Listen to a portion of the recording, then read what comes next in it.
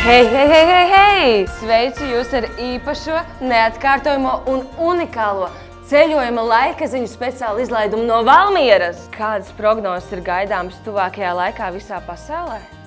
Kā paldināt sevi ar kaut ko eksotisku? Tad nu lūdzu! Anglija pēc ilgstošām un dragnām lietus sērijām beidzot ir gatava ceļojuma sezonai.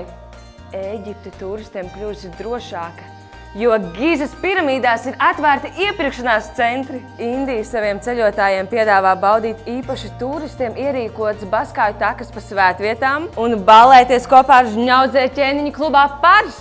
Ķīna, lai glābtu savu demogrāfisko sprādzienu, vientuļiem turistiem piedāvā eksotisku iespēju atbraukt vieniem, bet aizbraukt ar ģimeni. Japāna izgudrojas tehnoloģisko brīnumu, elektronisko geišu, kas nolasa ceļotāju domas un izvedā pa visskaistākajiem un noslēpumainākajiem ķiršu dārziem. Taču Amerika neatpaliek ne par matatiesu no citām valstīm. Tā piedāvā asas izjūtas īstā vīru divkājā ar jauno prezidentu. Starp citu, Latvijā šomēnes solās būt -20 līdz -30 grādi un 4. īpaši nelabvēlīgā laika prognoze.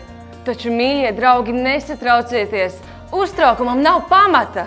Esam sagatavojuši jums pārsteigumu, iespēju doties ne tikai uz vienu pasaules malu, bet apbraukt tai apkārt vienā rāvienā.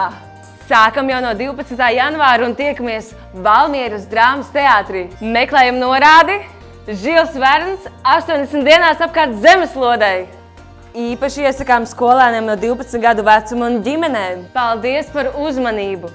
Ar jums kopā bija lieliskā ceļotāja, gide, žurnāliste un vienkārši labs cilvēks.